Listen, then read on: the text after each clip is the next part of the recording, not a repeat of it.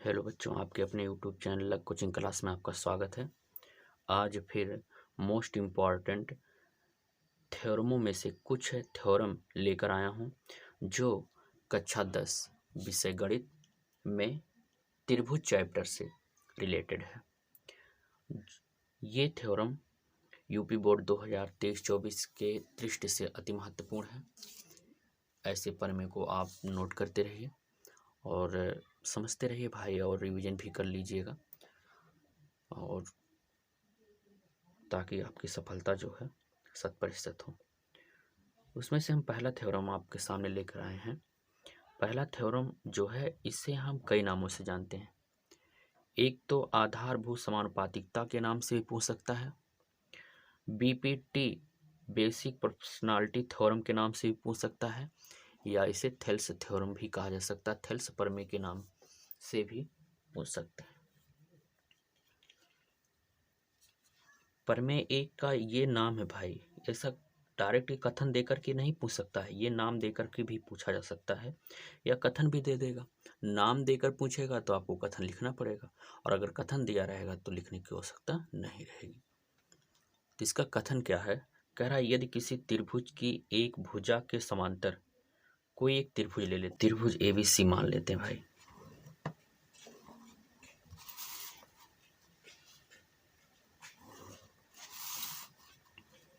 आपके सामने एक त्रिभुज ABC ले लिया जाए, ABC। कह रहा है, यदि किसी त्रिभुज की एक भुजा के समांतर, देखिए इसमें तीन भुजाएं होंगी, AB, AC और BC, तीन भुजाएं हैं। किसी एक भुजा के समांतर एक रेखा खींची जाए, समांतर अन्य दो भुजाओं को भिन्न भिन्न बिंदुओं पर प्रतिच्छेद करने के लिए एक रेखा खींची जाए। AB के समांतर खींचेंगे एक रेखा तो भुजा AC और BC को प्रतिच्छेद करेगा। BC के समांतर खींचेंगे तो भुजा AB AC को प्रतिच्छेद करेगा, या AC के समांतर खींचेंगे तो AB या BC को प्रतिच्छेद करेगा। तो यहाँ पे हम किसके समांतर खींच लेते हैं? BC के समांतर। एक रेखा BC के समांतर खींच लिया जाए। ये रेखा BC के समांतर खींचा गया है, जो AB को D तथा AC को E बिंदु पर प्रतिच्छेद करता है। इन कह रहा है, यदि किसी त्रिभुज की एक भुजा के समांतर, त्रिभुज ABC में एक भुजा BC के समांतर DE रेखा खींचा गया, जो अन्य दो भुजाओं को भिन्न भिन्न बिंदु पर प्रतिच्छेद कर रहा है, एक D और एक E बिंदु पर। तो ये अन्य दो भुजाएं एक ही अनुपात में प्रतिच्छेद होती हैं, यानी AB और AC में जो अनुपात होगा, प्रतिच्छेद भुजाओं का अनुपात, वो अनुपात बराबर होगा। इसमें ये कथन है आपके सामने। इस कथन के अनुसार हमने एक चित्र बनाया। इसमें दिया है, गिवन दैट, क्या दिया है ये लिखते हैं। दिया है त्रिभुज ABC में, त्रिभुज ABC में DE समांतर किसके है? BC के। त्रिभुज ABC में एक रेखा DE समांतर है BC की, यही तो दिया है भाई। इतना कन्फर्म हुआ। इसमें सिद्ध क्या करना है? सिद्ध करना है, ये जो रेखा है DE AB और AC को एक ही अनुपात में प्रतिच्छेद करता है, यानी AD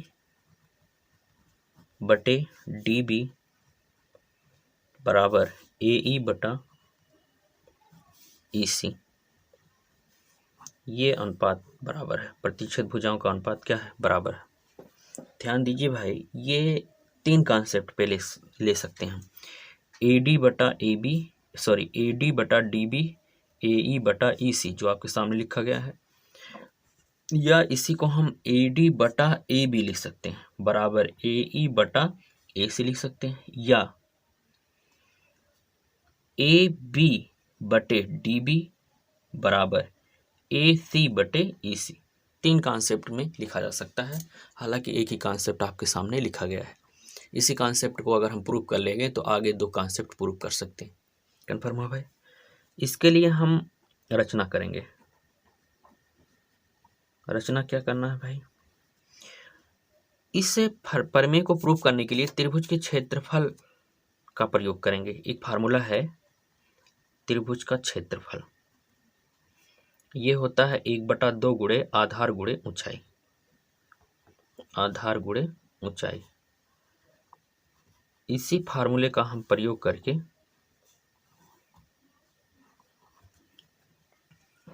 इस थ्योरम को प्रूव करेंगे। बस एक के फार्मूला है, त्रिभुज का क्षेत्रफल बराबर 1/2 गुणे आधार गुणे ऊंचाई। तो यहाँ पे हम ऊंचाई के लिए रचना करेंगे। रचना क्या किया जाएगा, देखिए यहाँ से एक लंब खींच देते हैं डीएम परपेंडिकुलर AC पर, और यहाँ से एक रेखा EN परपेंडिकुलर AB पर खींच देते हैं। इसके अलावा D से C तथा B से E को मिला देते हैं।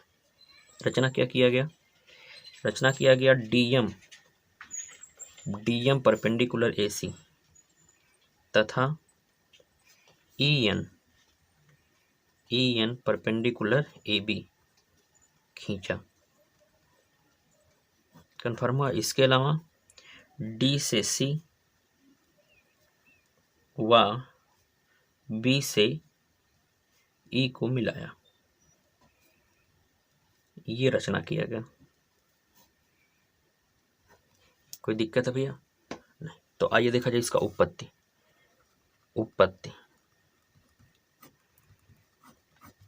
देखिए भाई, हमें AD बटा DB लाना है, AD बटा DB। इससे इस भुजाओं का अनुपात निकालने के लिए एक त्रिभुज है ADE ऊपर और एक त्रिभुज है DEB नीचे, ये दोनों, इन दोनों त्रिभुज के क्षेत्रफल का अनुपात निकाल लेते हैं। हम जानते हैं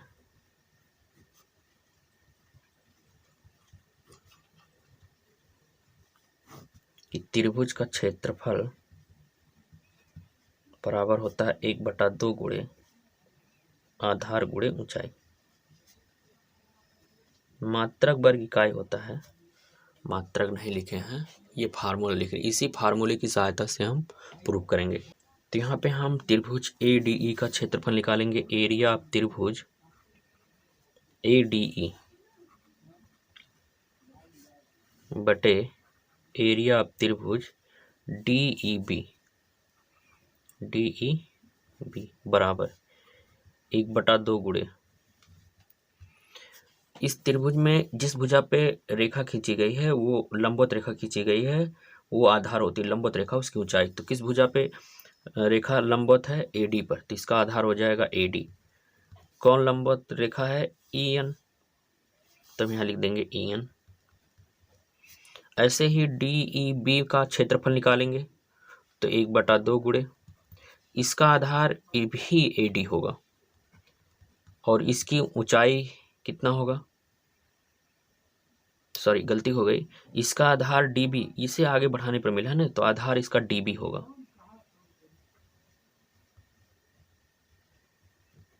इसका आधार क्या है भाई?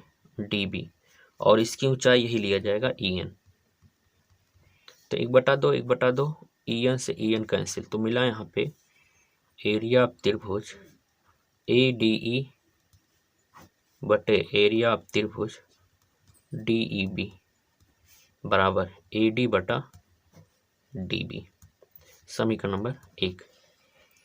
ऐसे ही हमें AE बटा EC लाने के लिए त्रिभुज ADE और DEC के क्षेत्रफल का अनुपात निकालते हैं। पुनः एरिया ऑफ त्रिभुज ADE बटे एरिया ऑफ त्रिभुज DEC का अनुपात निकाला जाए 1/2 गुणे। अब की बार कौन सा आधार होगा?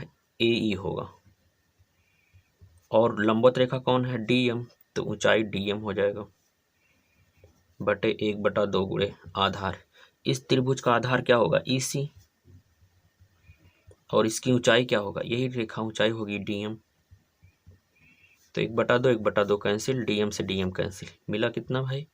AE बटा EC, एरिया ऑफ त्रिभुज ADE बटे एरिया ऑफ त्रिभुज DEC, समीकरण नंबर 2। समीकरण 1 व 2 को देखा जाए ध्यान से, भैया समीकरण 1 है और इस समीकरण नंबर 2।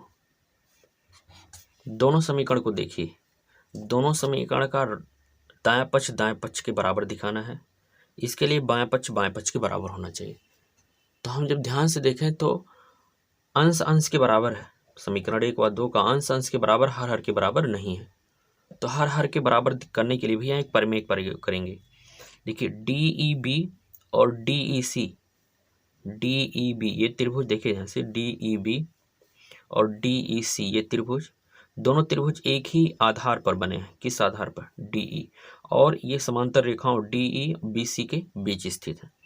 और ये प्रमेय कहता है कि एक ही आधार और समांतर रेखाओं के बीच स्थित त्रिभुजों के क्षेत्रफल आपस में बराबर होते हैं। लिखेंगे चूंकि त्रिभुज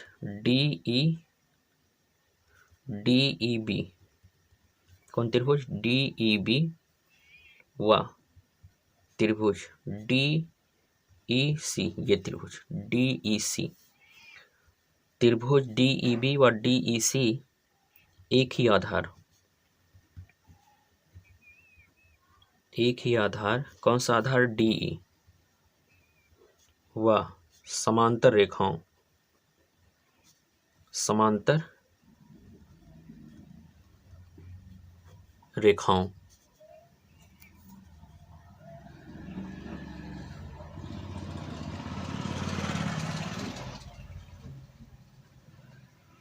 समांतर रेखाओं DE तथा BC के बीच स्थित है। इसलिए एरिया ऑफ त्रिभुज DEB बराबर एरिया ऑफ त्रिभुज DEC। समीकरण नंबर 3। 1, 2 व 3 से ध्यान दीजिए। 1, 2 से हमने देखा अंश अंश के बराबर है और 3 को मिला दिया तो हर के भी बराबर हो गया। कन्फर्म हुआ भाई? तो यहाँ लिखेंगे समीकरण 1, 2 व 3 से, समीकरण 1, 2 व 3 से।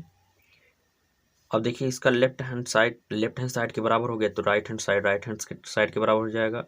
AD बटा DB बराबर AE बटा EC। और यही आपको क्या करना था? प्रूव्ड। ये प्रूव्ड हो गया भैया। आशा करते हैं थ्योरम 1 आपको समझ में आया, जो थेल्स थ्योरम है।